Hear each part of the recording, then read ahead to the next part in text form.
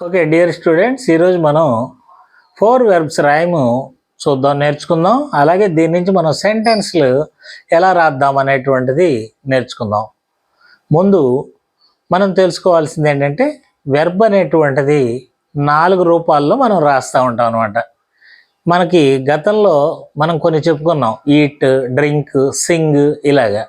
అయితే ప్రతి వెర్బ్కి కూడా 4 రూపాలు ఉంటాయి. ఇక్కడ సింగ్ అనేటువంటి దానికి 4 రూపాలని ఇచ్చాము. Singh, sang, sung, singing. కాబట్టి 4 రూపాలైన వెర్బులతోటి ఎలా వాక్యాలు రాస్తాము అనేది ఈ రైమ్లో మనం నేర్చుకుంటాం. ఒకసారి నేను పాడతాను, జాగ్రత్తగా వినండి. 4 వెర్బులు నేర్చుకుందాం, 4 వాక్యాలు చెప్పేద్దాం. 4 వెర్బులు నేర్చుకుందాం, 4 వాక్యాలు చెప్పేద్దాం. Sing, sang, sung, singing. I sing నేను పాడతా, ఐ శాంగ్ నేను పాడేశా. ఐ హ్యావ్ సంగ్ నేనిప్పుడు పాడా, ఐ ఆమ్ సింగింగ్ పాడుతూ ఉన్నా. సో ఇవి 4 వెర్బులు. ఈ 4 వెర్బుల యొక్క రైమ్. వీటికి అర్థాన్ని మనం ఒకసారి చూద్దాం. 4 వెర్బులు నేర్చుకుందాం.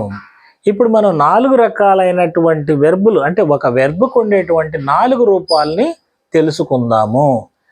4 వెర్బులు తెలుసుకుంటే సరిపోదు కదా, వాటితోటి మనం ఎలా వాక్యాలు రాయాలి అనేటువంటి తెలుసుకుందాం. 4 వెర్బులు నేర్చుకుందాం, 4 వాక్యాలు రాసేద్దాం అనేటువంటిది ఇక్కడ అనమాట. ఇవి ఏవేంటి అంటే సింగ్, శాంగ్, సంగ్, సింగింగ్. ఇక్కడ 4 వెర్బులు ఏంటి అంటే సింగ్, శాంగ్, సంగ్, సింగింగ్. ఈ 4 రూపాలకి ఎలాగంటే ఐ మనం చెప్పుకున్నాం కదా నిన్న, మనకి సబ్జెక్ట్ ప్లస్ వెర్బ్. సబ్జెక్ట్ అంటే నౌను ప్లస్ వెర్బు అని చెప్పుకున్నాం. నౌను ఒకవేళ లేకపోతే ప్రొనౌన్ అయినా రాసుకుంటాం అని చెప్పాం. కాబట్టి ఇక్కడ ఐ తోటే రాస్తున్నాం. I sing. ఐ సింగ్ అంటే నేను పాడతా. మనం నిన్న మొన్న అంతా చెప్పుకున్నది ఇదే కదా. ఐ సింగ్ నేను పాడతాను, ఐ ఈట్ నేను తింటాను, ఐ డ్రింక్ నేను తాగుతాను, అట్లాగా. తర్వాత రెండోది వచ్చేసి శాంగ్.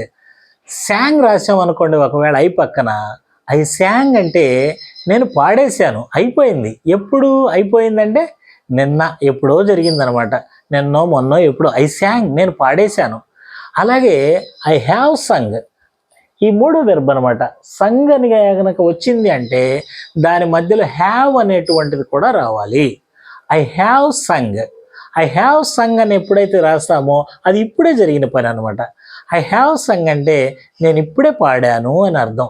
అలాగే ఐ ఆమ్ సింగింగ్, నేను పాడుతూ ఉన్నాను అని అర్థం అనమాట దీనికి. ఇక్కడ చూడండి, ఫస్ట్ 2 సెంటెన్స్లకి హెల్పింగ్ వెర్బులు మనకు కనపట్టలేదు. అంటే దీంట్లో సబ్జెక్ట్ అంటే ఐ ఉంది ప్లస్ వెర్బ్ ఉంది. అలాగే మిగతా వాటిట్లో చూడండి, కింది 2 సెంటెన్స్లు I have sung, I am singing. ఇక్కడ హ్యావ్ అనేటిది హెల్పింగ్ వెర్బ్. అలాగే యామ్ అనేటువంటిది కూడా హెల్పింగ్ వెర్బ్. అంటే ఈ సెంటెన్స్లో హెల్పింగ్ వెర్బ్ ఉంది, వెర్బ్ కూడా ఉందన్నమాట. కాబట్టి ఈ యొక్క రైమ్ని నేను ఒకసారి చెప్తాను, మీరు పలకండి. తర్వాత మరి కొంచెం వివరంగా దీని గురించి తెలుసుకుందాం. 4 వెర్బులు నేర్చుకుందాం, 4 వాక్యాలు చెప్పేద్దాం. Sing, sang, Sung,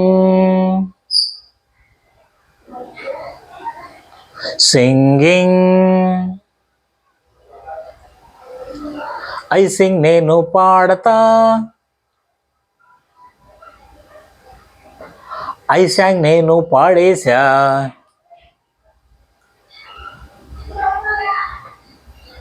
I have సంగ్ నేనిప్పుడు పాడా, ఐ ఆమ్ సింగింగ్ పాడుతూ ఉన్నా. దీనిని ఒకసారి మనందరం కలిసి చెప్దాం. 4 వెర్బులు నేర్చుకుందాం, 4 వాక్యాలు చెప్పేద్దాం. Sing, sang, sung, singing. I sing నేను పాడతా, ఐ శాంగ్ నేను పాడేశా. ఐ హ్యావ్ సంగ్, నేను ఇప్పుడు పాడా. ఐ ఆమ్ సింగింగ్, పాడుతూ ఉన్నా. సో ఇప్పుడు మనం దీని నుంచి ఇంగ్లీష్ ఎలా నేర్చుకుందాం అనే విషయాలను తెలుసుకుందాం. రెడీనా? ఓకే, చూడండి, ఇప్పుడు మనం వెర్బుల్లో 4 రకాలు ఉన్నాయని తెలుసుకున్నాం. ఇక్కడ మనము ఐ అనేది మాత్రం ఒక్కటే తీసుకున్నాం. అంటే ఇది ప్రొనౌన్ అనేది మనకి తెలుసు. సో మిగతా వెర్బులు మాత్రం 4 రూపాల్లో ఉన్నాయి. ఏంటి అవి అంటే సింగ్, శాంగ్, సంగ్, సింగింగ్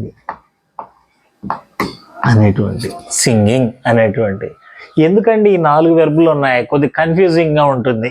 అయితే కొత్త భాష నేర్చుకునేటప్పుడు ఎవరికైనా ఇది కన్ఫ్యూజ్గానే ఉంటుంది.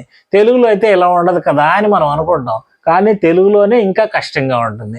ఎలాగంటే చూడండి, సింగ్ అంటే పాడతాను, పాడాను,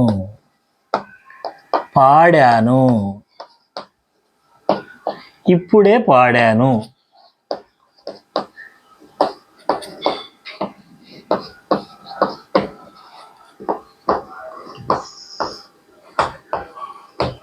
పాడుతూ ఉన్నాను. సో ఇవి మనకి తెలుగు తెలుసు కాబట్టి ఈజీగానే అనిపిస్తాయి, కానీ కొత్త భాష నేర్చుకునే వాళ్ళకి ఇక్కడ పాడతాను, పాడాను, ఇప్పుడే పాడాను, పాడుతూ ఉన్నాను, ఇలాగా కన్ఫ్యూజ్ అవుతారు అన్నమాట వాళ్ళు కూడా. ఇంగ్లీష్లో ఇంకొంచెం సులభం ఏంటంటే మనకి తెలుగులోకి వచ్చేటప్పటికి ఇంకా ఎక్కువ కన్ఫ్యూజ్ అవుతాం. ఇది పాడతాను అని ఉంది, అదే అతను అని అంటే పాడతాడు అని వస్తుంది. అలాగే ఆమె వచ్చిందనుకోండి, కమల వచ్చిందనుకోండి, పాడుతుంది అని వస్తుంది. అలాగే ఎక్కువ మంది ఉన్నారనుకోండి, వారు పాడతారు అని వస్తుంది. ఇక్కడ చూడండి, ఒక్కటే మనం తీసుకున్నట్లయితే నేను పాడతాను అంటే ఐ సింగ్, సింగ్ ఒక్కటే ఉంది. అతను పాడతాడు, ఆమె పాడుతుంది, అది పాడుతుంది, అక్కడ మాత్రమే ఎస్లు వస్తున్నాయి. మిగతా దగ్గర ఏం తేడా లేవు.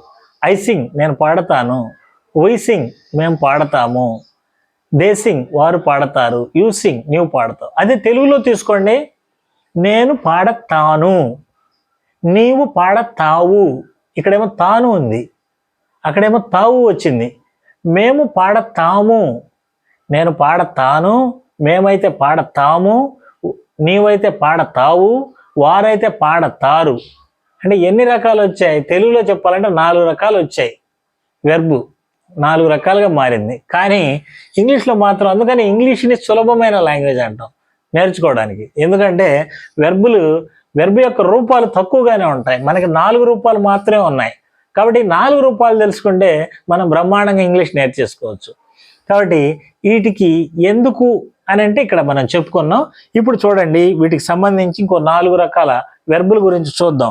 ఫర్ ఎగ్జాంపుల్ ఈట్ ఉందనుకోండి, ఈట్, ఏట్, ఈటెన్,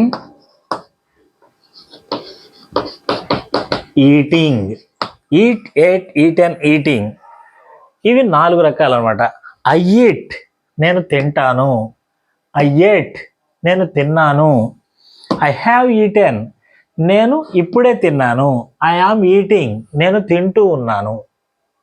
ఇలాగే ఈ 4 వెర్బులు అంటే నేను ఒక 2-3 రకాలు రాసి చూపిస్తాను. తర్వాత మీకు ఇదే యూట్యూబ్ ఛానల్లో ప్లేలిస్ట్లో వెర్బ్స్ అని ఉంటాయి. ఆ వెర్బ్స్లోకి వెళ్తే మీకు 4 రకాల వెర్బులు వరుసగా లిస్ట్లో ఉంటాయి అన్నమాట. అది మన ఈజీ ఇంగ్లీష్ బుక్లో కూడా మనకి వెర్బులు మొత్తం కూడా ఒక 60 వెర్బుల్ని 4 రకాల వెర్బుల్ని ఇచ్చాం. ఎందుకంటే వీటిని బాగా ప్రాక్టీస్ చేయాలి. చూడండి, ఇది ఇప్పుడు ఈట్ తోటి రాసాం. అలాగే డ్రింక్ తో చూసాం అనుకోండి, డ్రింక్, డ్రాంక్, డ్రంక్, డ్రింకింగ్, ఈ 4 రకాలు. ఐ డ్రింక్ నేను త్రాగుతాను, ఐ డ్రాంక్ నేను త్రాగాను, ఐ హ్యావ్ డ్రంక్ నేను ఇప్పుడే తాగాను, ఐ ఆమ్ డ్రింకింగ్ నేను త్రాగుతూ ఉన్నాను. ఇవి మనకి ఏ ఇంగ్లీష్ బుక్లో అయినా దొరుకుతాయి, వెర్బ్ యొక్క 4 ఫార్మ్స్. కాబట్టి వీటిని చూసి మనం ప్రాక్టీస్ చేసుకోవచ్చు అనమాట. 4 వెర్బుల్ని మనం నేర్చుకోవాలి. దీనికి సులభంగా నేర్చుకునే మార్గం ఏంటంటే, సులభంగా నేర్చుకునే మార్గం ఏం లేదు, బట్టి కొట్టేయాల్సిందే. ఈ 4 రకాల వెర్బులు కనుక మనం బాగా బట్టి కొడితే, ఎంత బాగా బట్టి కొడితే అంత బాగా ఇంగ్లీష్లో వాక్యాల్ని మనం మాట్లాడగలుగుతాం.